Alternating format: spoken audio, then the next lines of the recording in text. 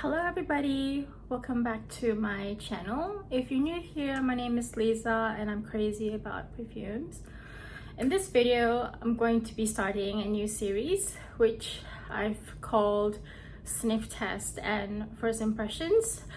I realized this month that I actually smell a lot of perfumes, but there's very few that end up on my to buy list.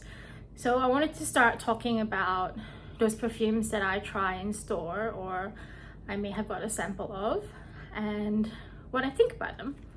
So I spent some time at David Jones. I did end up purchasing a perfume there, which I'll talk about in a future video.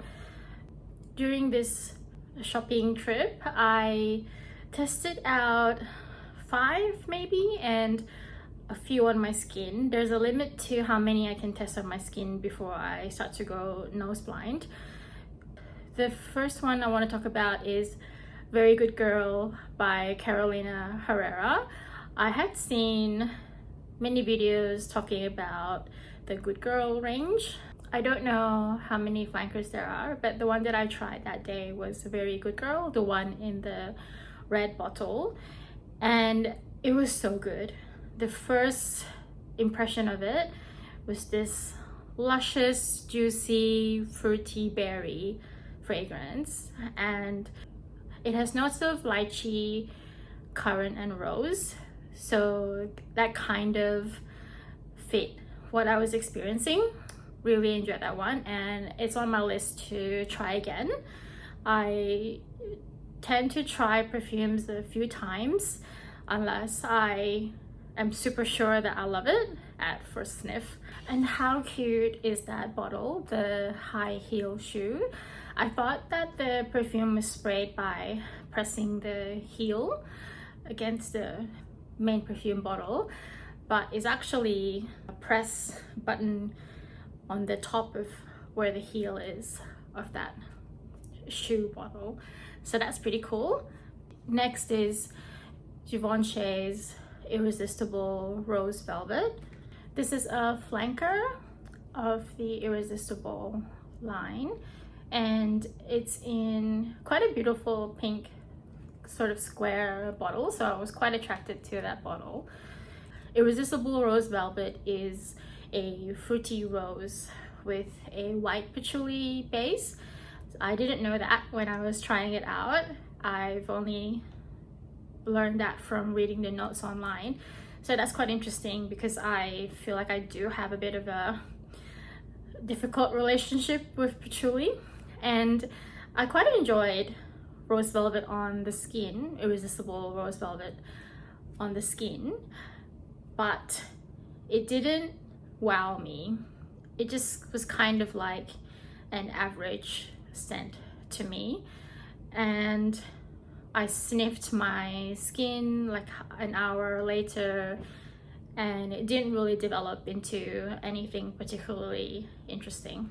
Next, I tried the somewhat notorious Vanilla Sex by Tom Ford. I had seen videos on TikTok, on YouTube, also some discussion on Reddit about how people were disappointed with the fragrance, and in one discussion I saw that people felt like it smelled of urine. So I was a little bit skeptical of trying this fragrance, but the staff at David Jones I was talking to, she said maybe give that one a try as well, and it's actually quite an interesting fragrance. She said that it starts off boozy with kind of like a rum note, and I definitely got that, but 30 minutes later it had turned into this lovely vanilla. So this is one of the few where I got a definite top note and a definite middle note. I don't usually get that distinction too strongly when I'm trying perfumes, and I don't know that I love the smell of rummy booze as a perfume, and vanilla is like, it's vanilla.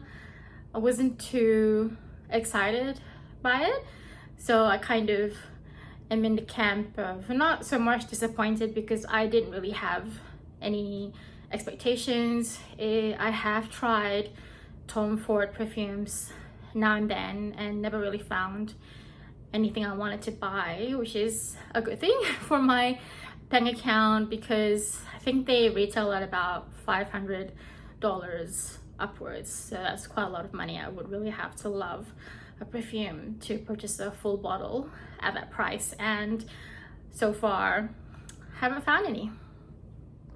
And as I purchased something during that perfume shopping session, I was given some samples with my purchase, and one of them was Angel Nova. Came in this card here, and that's the little vial. Angel Nova. So I didn't actually know that Angel had flankers, so would make sense, I guess, because Angel is a bit of a classic. I remember Angel from when I was in school, and it's one of those that you could smell Angel maybe a block before the person wearing Angel arrived. So it was really one of those big, bold fragrances in my memory, and to me it's one of the classics too because it's such an icon and not my style at all. I definitely would not purchase Angel, but this flanker is actually quite interesting. It's a raspberry lychee rose with akigala wood in the base, which maybe is a kind of oud.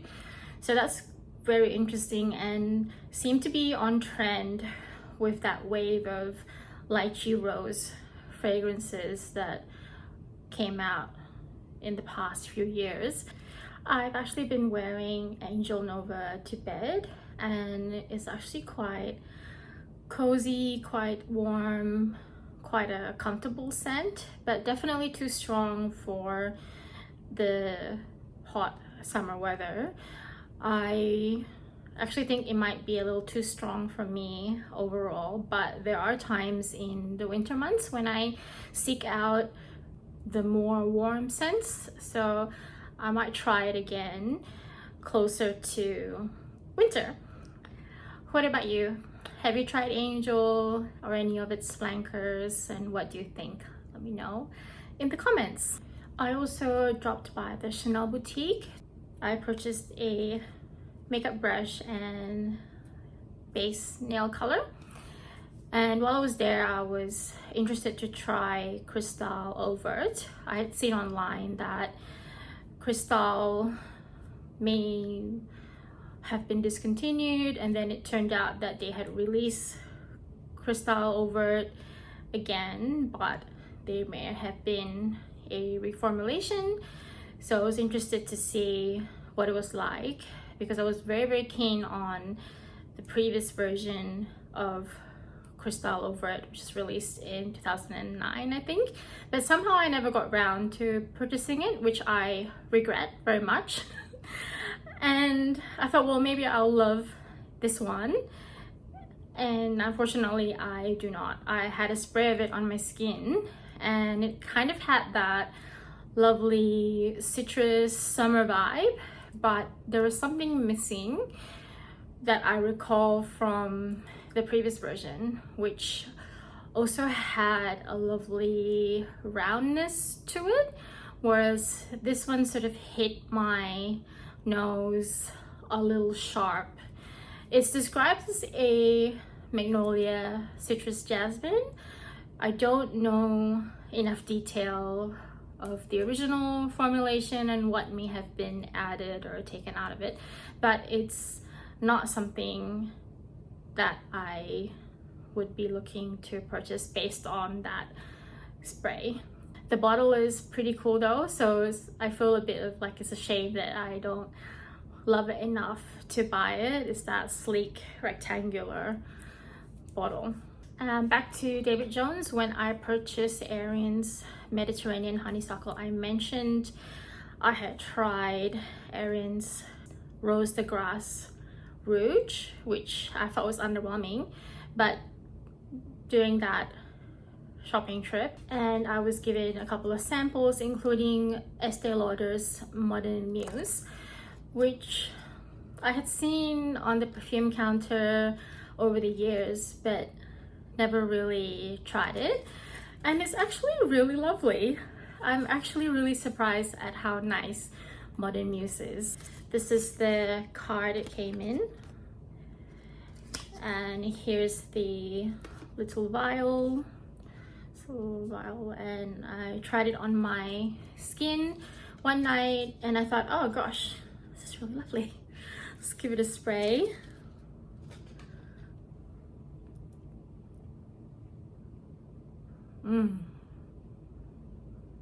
Oh my gosh. It's like a citrus. And it's a little bit bitter, but that's slowly disappearing and replaced by this, I think it's a white floral. Modern Muse has notes of mandarin orange, jasmine, sambac, and musk. So I'm guessing that was the mandarin, and I actually really love mandarin fruit, so I'm not too surprised that I will love the mandarin perfume note as well. So this one is a very strong contender to be added to my to purchase list. I'll give it a couple more tries and then make a decision. The last one I want to talk about in this video is Apple Love by Ellis Brooklyn. I was in Mecca picking up some skincare. I think I purchased a serum for day use, and I always have a look at the perfume section, and I asked one of the staff, is there anything new? And she said that Apple Love is probably the newest. So it's not super new. It was released late last year, and it's quite a sparkling summer scent, I would say. I tried it on my skin and I had the immediate reaction to it. So it was quite a delicious top note, first impression kind of experience. But then I left the store, and when I sniffed it on my skin again, maybe half an hour later, it was just kind of blah. So it might be one of those where all the oomph is in the initial spray, and I find this to be the case with summer fragrances because they're usually of lighter concentrations, and then they sort of die down into something not very interesting, which was the case for Apple Love. So I don't think I'll be trying that one again. Apple Love has the notes of apple, peach, ambroxan, and sandalwood. So that's it for this video. What about you? How do you shop for your perfumes? Do you prefer to go in store like I do and have a try of a few on paper and then decide out of those the few to try on skin? I have heard of people who don't really enjoy the in-store experience. They feel a bit pressured by the sales staff, and I have had negative experiences with sales staff before, and therefore they've moved to purchasing samples online and trying them at home. I do love having samples to try in my own time, and I really enjoy receiving samples when I purchase something. That's also a really fun way to find new perfumes, especially like, you know, I discovered Angel Nova, I discovered Modern Muse, which never really caught my attention before. And let me know what you think of this type of video. I have been thinking of new ideas for videos for this channel, and I thought this was a fun one to try because I do try a lot of perfumes when I go shopping, and I never really talk about them. And I hope that you enjoyed watching this video. If you made it this far, please consider subscribing. I'd love to have you here. Thank you so much for watching, and I'll see you next time. Bye!